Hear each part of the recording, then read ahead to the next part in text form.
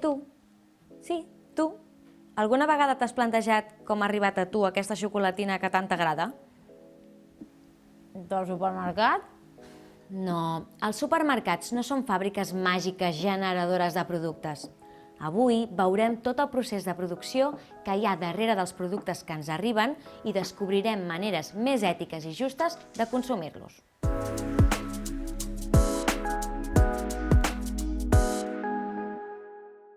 L'ingredient principal de la xocolata sol ser el cacau, que ve d'una fruita que no es pot produir a Catalunya, ja que necessita unes condicions climàtiques tropicals molt concretes que no es donen a Europa. Per produir la xocolatina ha fet falta, en primer lloc, l'obtenció de les primeres matèries. Les persones agricultores tenen cura dels arbres del cacau, cullen les beines i fermenten les llavors que després s'assequen i es torren. En segon lloc, les persones intermediàries compren aquest cacau torrat i el venen a les empreses xocolateres, que són les que ho processen i produeixen les diferents xocolates i xocolatines, afegint-hi altres productes com sucre, llet o nous. I, finalment, les xocolatines s'empaqueten i es posen a la venda en supermercats o botigues del barri. I us faré una pregunta. Quin benefici econòmic creieu que rep cada persona treballadora que ha participat en la seva producció? Tot i que sense el producte primari, el cacau, no es podria ni produir ni vendre la xocolata, els agricultors no solen rebre més del 6% del preu de cada xocolata final. El 6%! Per la seva banda, els intermediaris i les empreses que processen el cacau es queden amb el 24%. I el 70% restant es reparteix entre les multinacionals que produeixen la xocolatina final i les botigues i supermercats encarregades de la distribució, el màrqueting i les vendes. Per exemple, a Costa d'Ivori, el major productor de cacau mundial, els conreadors reben menys de $0,78 al dia. Penseu que això és molt per sota del llindar de la pobresa, que l'ONU ha establert en $1,9 al dia.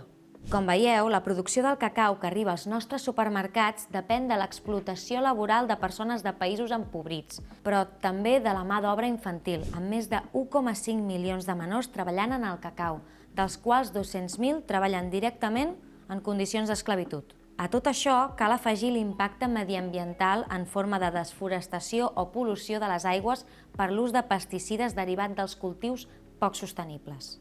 Malauradament, la xocolata no és una excepció. La gran majoria de productes que consumim són tan barats perquè estan basats en l'explotació laboral, en vulneracions sistemàtiques de drets humans i en la destrucció del medi ambient. Però no ens atabalem, existeixen alternatives. Hi ha maneres de produir i de consumir que posen a les persones i al planeta en el centre, entre les quals destaca el comerç just. El comerç just és un sistema comercial alternatiu que pretén garantir un ingrés digne per als productors, mitjançant l'establiment de preus justos i l'eliminació de les grans empreses transnacionals com a intermediàries. La seva finalitat és el desenvolupament dels pobles i la lluita contra la pobresa i les desigualtats, mitjançant pràctiques comercials basades en la solidaritat, la confiança i el respecte mutu. A més, a llarg termini prevé l'explotació infantil i genera pràctiques de producció respectuoses amb el medi ambient. Productes com el cafè, el cacau o el sucre són aquells productes del sud global que poden comptar amb algun dels segells de comerç just que ens garanteixen que aquests han estat produïts en condicions dignes i respectant el medi ambient. Amb un consum responsable o crític podem donar suport a aquestes alternatives econòmiques justes i no fer-ho a aquelles que vulneren drets humans. És important qüestionar-se si realment necessitem el que volem comprar o si podem obtenir-ho reutilitzant un producte o que algú ens el deixi. Si no hi ha més remei que comprar-ho, és important qüestionar-se d'on ve, com s'ha produït i quins impactes socials i ambientals té, i investigar si existeixen productes alternatius produïts de manera ètica i sostenible. Més enllà de la lluita global per un món més just, com a individus, les nostres decisions de compra afecten el món que ens envolta. Així que, la propera vegada que compreu una xocolatina, busqueu un dels segells de comerç just a l'etiqueta i contribuireu a que milers de famílies productores obtinguin el que és digne pel seu treball.